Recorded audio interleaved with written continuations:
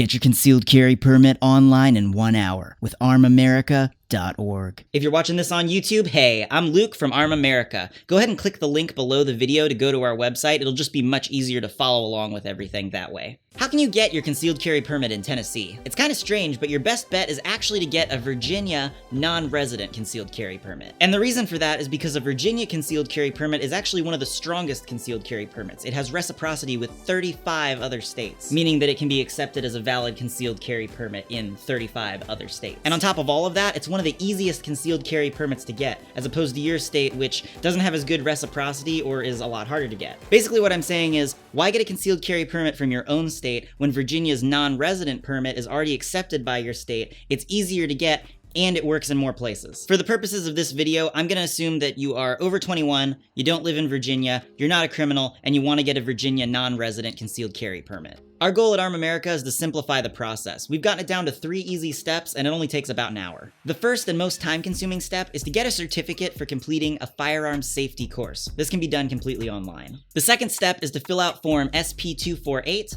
and the third step is just gathering a few papers and mailing it all in. Basically, it's easy stuff like a scan of your driver's license and a photo of you to use on the permit, things like that. This set of videos walks you through each step to make it as simple as possible. Go ahead and click Next Step below when you're ready to get started.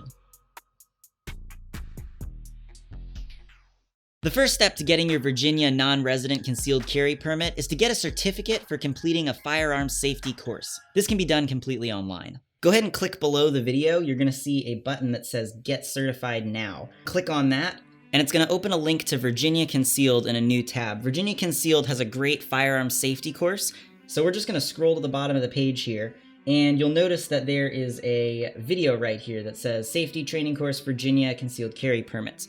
So this is a 40-minute video, and you're gonna go ahead and hit play on that, watch the whole video, and then at the end of that, you can click here and say, I agree to the terms of use. Click here to begin your test, and this opens an 11-question open note test here. Once you fill out this test, you can click to submit your results, and then you'll have to pay. It's great because they let you take the course for free and redo the test as many times as you want until you pass. Once you pass the test, you pay. It's like $60, and they email you your certificate for passing the firearms safety course. The course is like 40 minutes long, and it has a ton of great information in it, and Virginia Concealed really does want you to watch the entire video. They don't want you to just click and then skip to the test. But if during the test you're having a little bit of trouble remembering or anything like that, since it is an open note test, we have an FAQ here on the bottom of step 1 that you can look to, and that's just got a lot of helpful hints and reminders for things just in case you missed it and it's, taken you a while to find it, scrubbing back through the video. So feel free to refer to that if it's helpful. Once you've finished the 11-question test and you've been emailed your certificate, you're ready to move on to step 2. So go ahead and scroll back up on our website and then just click on Next Step to move on to step 2. The second step to getting your non-resident Virginia concealed carry permit is to fill out Form SP248. If you look on this page right below the video, you should see a button that says Complete Form SP248. If you're on a computer, which is the ideal way to do this, you can click on that, and it's going to open in a new tab where we can fill in the information. If you're watching this on a phone, it's going to try to download it, which is a little bit more confusing, so I do recommend doing this on a computer. But yeah, so let's look at this. So SP248 is the form that you need to fill out, and this is the legal form that we're turning in. So let me just go through how this works and try to help explain it. Of course, you need to fill it out accurately with your own information, but I'm just going to sort of zoom in here and work on this so that you can have a bit of an idea of how it works. For the purposes of this video, we're going to, of course, assume that you are not a Virginia resident, so I'm going to go ahead and check non-resident here. You can leave file number blank, and then let's come down to step number 1 here. We got full legal name, so you're going to put in your first name. I'm just going to type in first your middle name and then your last name. Here you're going to put in your birthday in step 2. Let's just type in some random digits here. You're of course going to use your real information. And then you're going to put in your street address here. City, county, state, and then zip code. And then also notice here that it wants you to attach a separate list of all the addresses that you have lived at in the past 5 years. We're going to come back to that later. But yeah, so also notice here you've got the option to add your email. I would definitely recommend doing that because then they can just send you an email in 5 years when your permit's about to expire and you can re-up it rather than having to deal with it the other way. Here they want to know a little bit of information about you, how tall you are, weight, sex, race, hair color, eye color, all that good stuff, and social security number. Now, they're not actually allowed to require you to put your social security number, and some people may not want to do it, but I would suggest that you put your social security number because it helps keep it from, it just makes it easier because they're trying to verify your information and make sure who you are, and they can do that without your social security number. But if you just give them your social security number, it makes their jobs easier, so you're more likely to get your permit faster. So put in your social security number there, and place of birth, you're going to enter that. Country of citizenship, of course, is going to be the United States. Phone numbers, and then here we're on to this whole section. This whole section here is basically just, are you a bad guy? So I'm assuming that you're not a bad guy, in which case you're just going to check no on all these boxes. But let's go through what they are real quick, just in case. Have you ever been convicted of a felony? Blah, blah, blah. No. Have you ever been convicted of a misdemeanor? Blah, blah, blah. No. Have you been committed to the custody of the Commissioner of Behavioral Health? Blah, blah, blah. No. Have you been acquitted by reason of insanity? Blah, blah. No. Have you been involuntarily admitted to a facility or ordered to mandatory outpatient treatment if you were subject to a temporary detention? Blah, blah. No. Have you received mental health treatment or substance abuse treatment in a residential setting? Yada, yada, yada. No. Are you the subject of or named as a respondent in a restraining order or protective order? No. Are you addicted to or an unlawful user or distributor of marijuana? No. Are you an alien not lawfully admitted for permanent residency in the United States? No. Have you been discharged from the armed forces under dishonorable conditions? No. Are you a fugitive from justice? No. Do you have any criminal charges pending? No. Have you, within a 3-year period, immediately preceding the date of blah, we're just going to say no to this one. Do you currently have a valid resident concealed handgun permit? I'm going to assume that, of course, you do not, because this is your first time applying for one, so we're going to say no.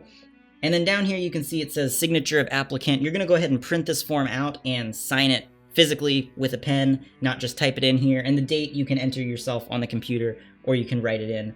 Either way. Now all this other stuff, forms, this just relates to mostly the criminal stuff, and since we said no to everything, it doesn't really apply, so still include it with your papers, but just completely blank is fine. Form 1, Form 2, we're going to ignore all this stuff. And then these notices down here are just like additional information with the stuff that we filled out above, so you can read it if you'd like, but if you've already filled it out, you're probably good. And then this criminal background investigation thing, that's not for you. Someone else is going to fill that out. But you do want to include all of these papers. So even if they're just blank, you just, all 4 pages, print them out, and it's really only the first one that you have to write anything on. So great. We've filled out the form here, SP248. And there is one more thing, though. Now remember up here at step 3, it says to attach a separate list of all the addresses that you've lived at.